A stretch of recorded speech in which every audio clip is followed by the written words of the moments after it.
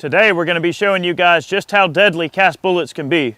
But before we get started, we're going to take a little quick walk through time and look at some cast bullets doing what they do and what they've done for hundreds of years.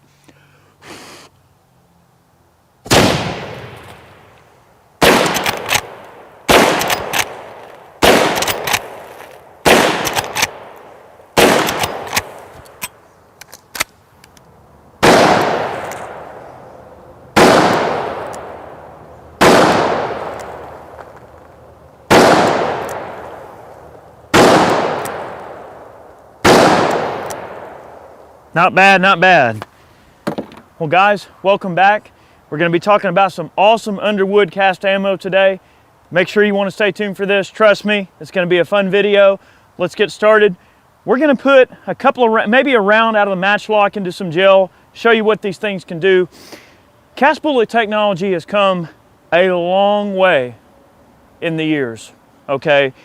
You know, we just shot a matchlock musket, 72 caliber musket. Keeping it really old school there. I mean, that's a huge chunk of lead going down range, nice and slow, tearing up all kinds of stuff on the way out. You know, then we kind of upgraded there to a 45 Colt Henry, 45 Colt, a little bit lighter bullet, cartridge contained gun, a little bit more going on. Then we stepped up to the 44 Magnum here. This is a DX Smith, very nice gun. You know, the development of small arms has given way to a lot of interesting bullet designs, and that also comes with a change in the propellants as well. We went from black powder to smokeless with a mild cast bullet all the way up to something really butt-kicking with a 44 Magnum here. And the advent of newer bullet designs has pretty much necessitated a change with smokeless powder and everything like that. But cast bullets still have a place in today's world. A lot of guys use them for hunting. Some people still carry them for defense, and with the ability to craft a lot of different varieties of different bullet molds, different alloy choices, you can really put together some awesome cast stuff that is just wicked deadly. So we're going to be looking at some of Underwood's offerings today. Trust me, you want to see this. We're going to kind of show you a little bit with the matchlock. We're going to shoot the Henry a little bit and the 44 Magnum some more. We're going to put them into some ballistics gel here and have a little fun today. Let's do it. All right, before we get started showing off some of these modern loads from Underwood, I know you guys are dying to see what this matchlock here will do. Now, we're gonna try to put a round right in his belly. We've got a ballistics gel torso here from Clear Ballistics. Now, this one's been shot up a bit. It's got chunks of meat in it and all kind of nasty crap. We're gonna throw it out after this, but I just wanna show you guys this round ball smacking this guy at close range.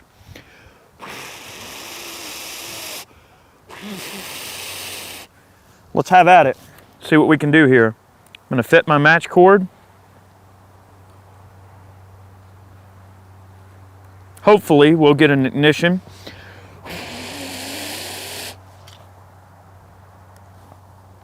All right, Ballistic Bob, you're getting shot old school.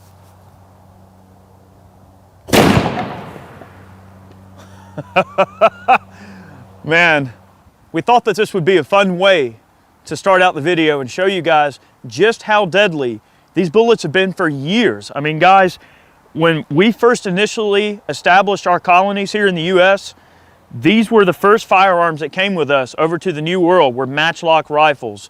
Very slow to fire. A good musketeer, maybe a couple of rounds a minute. I mean, they were very slow firing. They were very tedious to shoot, but you can see that the wounds and the penetration, absolutely staggering damage to the target. This is just a soft lead round ball, 72 caliber. Now, I've got a buddy over at Ballistic Impressions who is going to encase this thing, and we're going to give this away in a man can. So be looking forward to that, all right? So that's really interesting. We can see that the ball kind of flattened out, went through the wood. Now, in the beginning part before I shot, I didn't mention the pine baffle boards here. These are 3/4 inch plywood pine baffle boards. Penetrated 4 of them and badly damaged the 5th.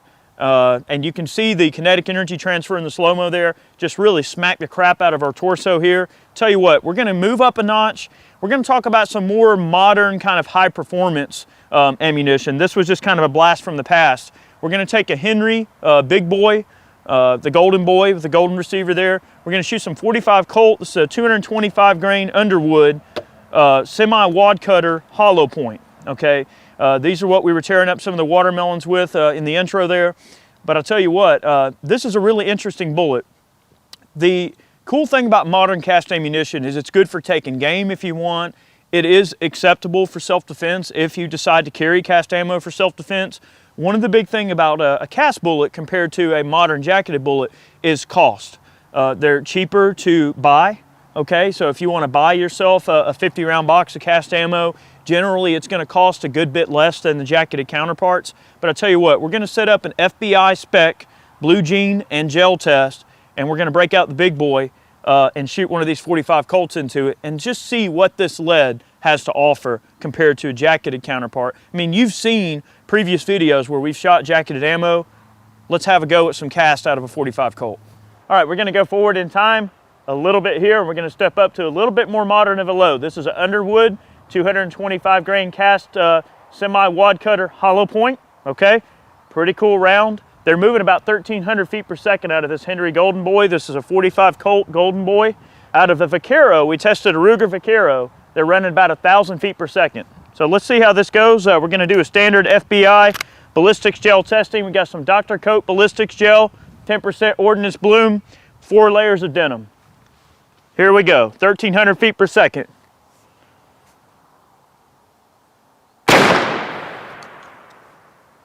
It's like I might have favored slightly low, but let's have a look.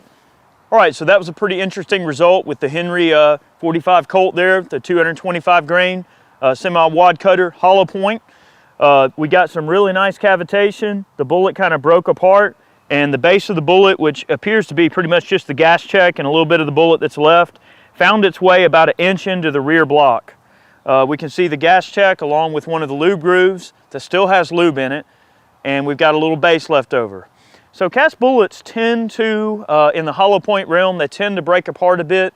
Again, that all comes down to the alloy that you're using.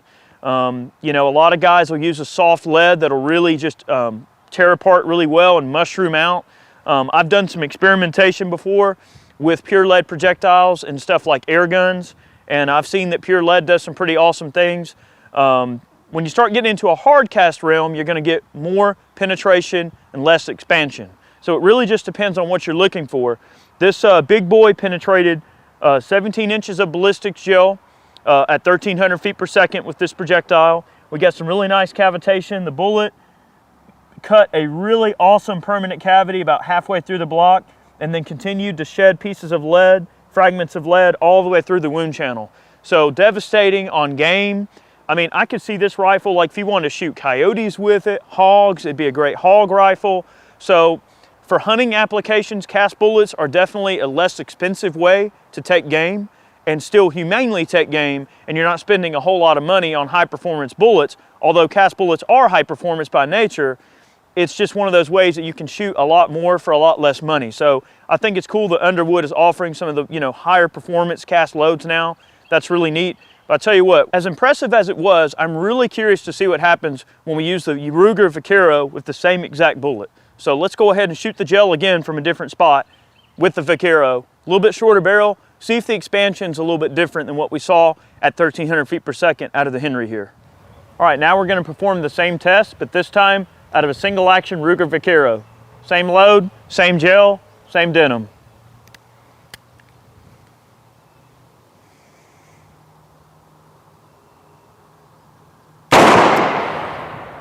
All right, not so bad. Let's have a look, see how our penetration differed from the Golden Boy.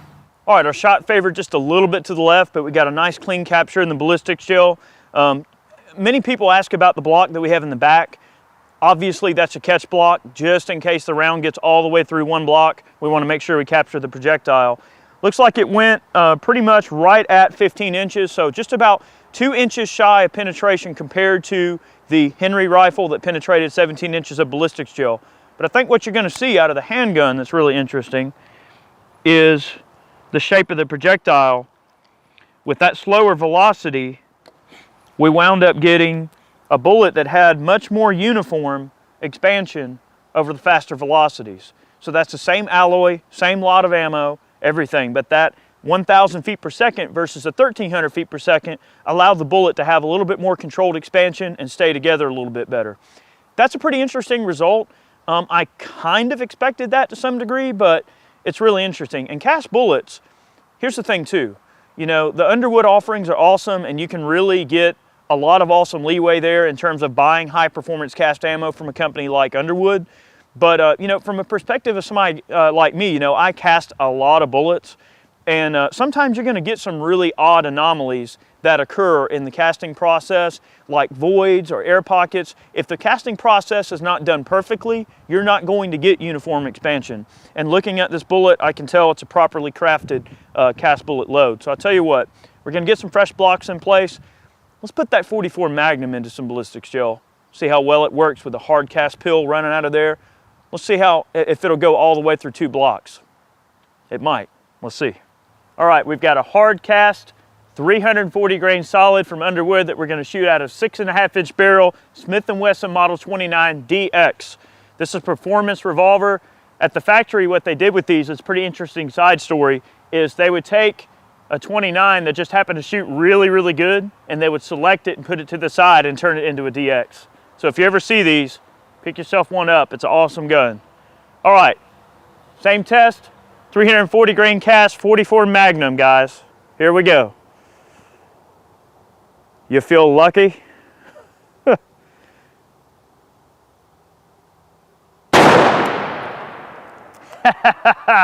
Oh man, let's see what we got in the way of penetration. That definitely had some thump in my hand here. Now guys, that's what we call straight line penetration. That 340 grain hard cast bullet, very, very hard alloy, pushed all the way through 2 16-inch blocks of ballistics gel, and no telling where else. And one of the cool things, if you look at the slow-mo and you look at this wound channel, it's dragging denim in, and just all the way through the wound channel, there's little scraps of denim being drawn in, and there's just this atrociously huge permanent cavity going all the way through the first block. And even the second block, there's still some cavitation all the way out through the end. So I'll tell you what, interesting thing is that this bullet is moving almost 1,300 feet per second out of this barrel.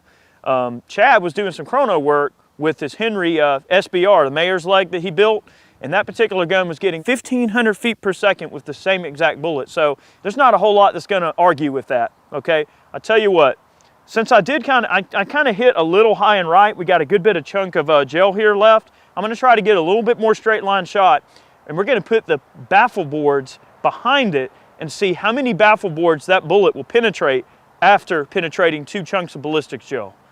Let's try that on for size, see what happens. Here we go.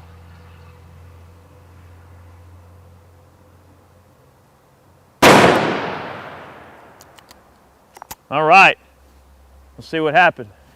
That was a pretty dang interesting result that we saw right there. Not only did it go through the 2 ballistics gel blocks that we knew it would go through from before, but it penetrated 2 3/4-inch pine baffle boards, stuck into the third one, bounced around, fell out on the ground over here, and we wound up with a captured projectile out of the 44 Magnum here. And honestly, when they say hard cast, they mean hard cast. We're talking a Brunel hardness that in some cases can rival jacketed projectiles to some degree. With a good linotype, a good hard alloy, and then you heat treat it afterwards. That's something we can probably do a video on later if you guys are interested, but when you're talking hard cast, you're talking about a very hard alloy that's going to really hold together well. This bullet I can take inside right now, form it in my lubricizer, re-lube it, and shoot it out of the same gun twice. And that's after penetrating all that gel. I mean, guys, this right here is your big game hunting bullet. If you need penetration and weight retention, and you need to make big old holes in things, there's really no substitute for a good cast bullet. Underwood has got a great thing going on with this particular one. If you're doing some type of hunting that requires extreme penetration, especially if you're using handguns, or let's just say you want to do a 44 Magnum out of something like a little mayor's leg or a full-size 44 Magnum rifle, this thing will really get down and punch through some stuff. I'll tell you what, we're not done. We've got some gel left. We got some other goodies to shoot up. Let's have some fun and shoot something with a little bit more meaty consistency. Let's do it. All right, this time we're going to shoot the 44 Magnum 340 grain Underwood hard cast load through a little bit different of a medium. We got a pork shoulder over there, a couple of rows of ribs. So we got some, real flesh, bone, a couple of odds and ends. We got a 16-inch gel block, and then we got our baffle board stacked back there, just in case it gets all the way through, which I think it will get through. it should stop our bullet and we can see how everything's looking. Then we're going to perform the same test with the 45 Colt. Here we go. I'm really impressed with this 44 mag load. Pretty cool stuff. All right, we're going to punch it.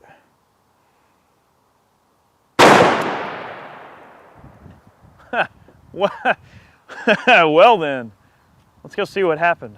All right, that was a pretty crazy result right there. You know, the bullet punched right through the pork analog, right through the bone, ribs and everything, all the way through the block. We went through 3 baffle boards. It hit number 4, grazed off, fell over here in the dirt, and we recovered our projectile. A little bit of deformation, but pretty much 100% weight retention. And that's one benefit to hard cast bullets, is that straight line penetration. They push through things, they don't stop for anything, and when you need that penetration, that's really where these hard cast bullets are going to excel. But I'll tell you what, let's go back to the 225 grain hollow point. We're going to put the Vaquero with the 45 Colt round through the same exact test. Let's just see what happens, and then we'll finish out with a grand finale that you guys are going to love. Let's do it. We're going to perform the same test, except this time we're going to use the 225 grain 45 Colt from Underwood. This is the semi-wad cutter hollow point. Out of the Vaquero here, it seemed to be moving a little bit slower and giving a little bit better expansion. So we're going to put it up against some bone and flesh, fresh piece of ballistics gel, see what happens.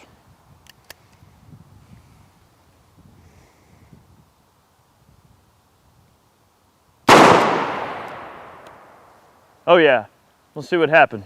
The 45 Colt there in the Vaquero didn't fare too badly. We got a lot of penetration through bone and sinew, meat, ribs, 2 layers of ribs. This is probably a little bit more of a crazy worst case scenario. You're not going to shoot through something quite like this in the 2-legged game world. But let's just say you're running your Judge or whatever, or you're running your Smith & Wesson Governor, and you want to have a nice 45 load that can do the trick. Well, we're going to dig it out here. Penetrated about 3 inches into the gel after going through all of that medium there.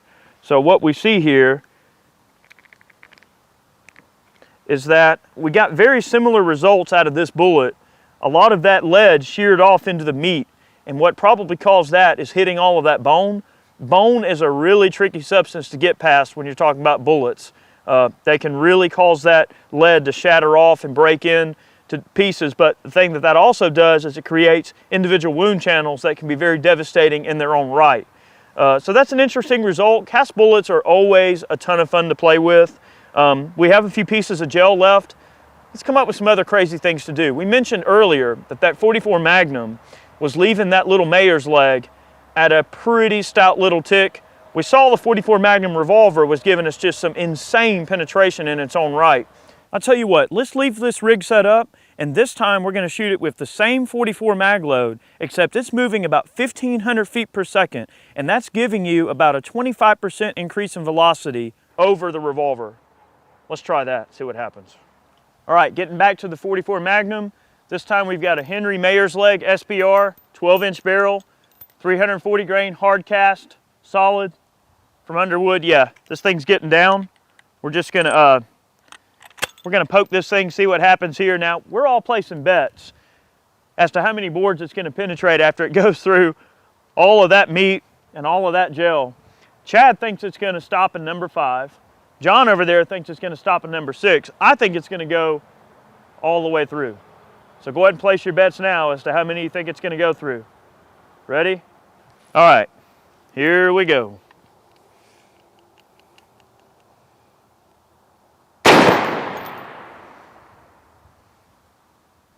That felt significant. Let's have a look. That was ugly, real ugly. It split that piece of ham in half, went through the bones, shot through the entire piece of ballistics gel like it wasn't there, penetrated 3 boards, stopped in number 4. So technically, I suppose we were all kind of wrong in some way, shape or form. I mean, Chad said it would stop at 5. He was the closest one. John said 6. I said 7. So maybe I was a little bit over enthusiastic about how much it would actually penetrate.